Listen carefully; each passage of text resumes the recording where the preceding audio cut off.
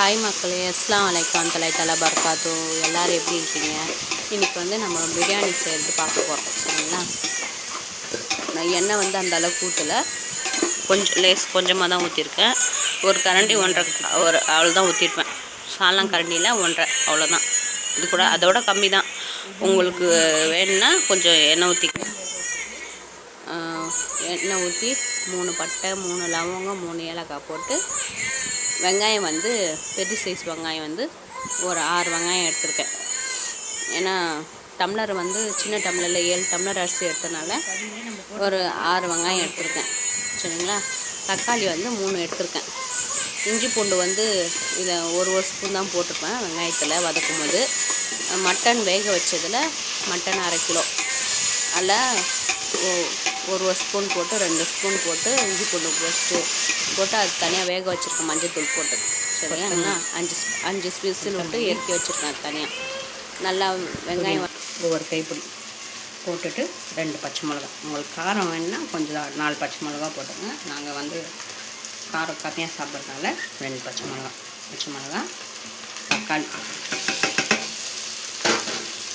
போட்டு வதக்கணும். தயிர் கொஞ்சம் நிறையா, இதில் வந்து கொஞ்சம் அரை இதுவும் போட்டு வச்சுருந்தது. ஸோ அதில் வந்து கொஞ்சமாக எடுத்து ஒரு ஸ்பூன் மிளகாத்தூள் போட்டுக்கணும்.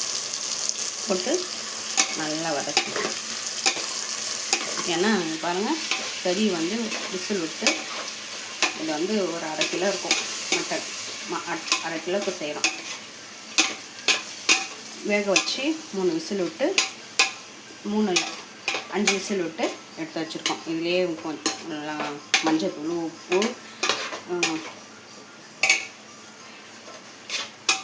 இஞ்சி பூண்டு பேஸ்ட்டு போட்டு விட்டு வச்சுருக்கோம். அதனால் இதில் போடாமல் அப்படியே இப்போ இதில் கறி எடுத்து போட்டுடணும். மட்டன் போட்டு கொதிக்க வச்சுருக்கோம் இதில். சரிங்களா? ஒரு ஸ்பூன் மிளகாத்தூள் போட்டிருக்கேன். தயிர் ஊற்றி கொதிக்குது. வேக வச்சு தண்ணி ஊற்றணும். சரிங்களா? என்னென்னா அரிசி வந்து 7 டம்ளர், இந்த டம்ளரில் 7 டம்ளர் எடுத்திருக்கேன். சரிங்களா? ஒரு டம்ளருக்கு 2 டம்ளர் தண்ணி. இந்த அரிசி வந்து 1 மணி நேரம் 2 மணி நேரம் ஊறிடுச்சு. ஊறினால நான் 1க்கு 1.5 வச்சுருக்கேன். இதுவே அரை மணி நேரம் 10 நிமிஷம் ஊற வச்சிங்கன்னா 1க்கு 2 டம்ளர் வச்சிங்கன்னா 7 டம்ளர்னால் 14 டம்ளர் தண்ணி வரும். சரிங்களா? இது நான் வந்து 1 மணி நேரமாக ஊற வச்சனால நான் 1க்கு 1.5 ஊற்றிருக்கேன். 10 டம்ளர் தண்ணி ஊற்றிருக்கேன். சரிங்களா? பாருங்க, 10 டம்ளர் ஊற்றி தண்ணி கொச்ச பிறகு அரிசி போட்டு தம் விட வேண்டியது தான். தண்ணி கொதிக்குது, அரிசி எடுத்து போடணும். சரிங்களா? அரிசி எடுத்து போடணும். அரிசி போட்டு நல்லா கொதி வந்த பிறகு தம் விட்டணும். ஏன்னா தண்ணியும் அரிசியும் சரிசமமாக இருக்கணும்.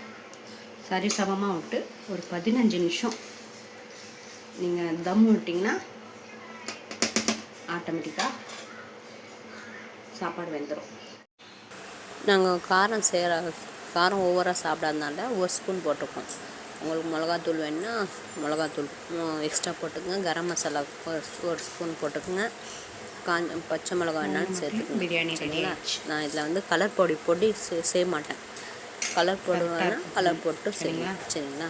சீச்சி பாருங்கள், நல்லா சாஃப்டாக பஞ்சு போல் வெந்துடுச்சு.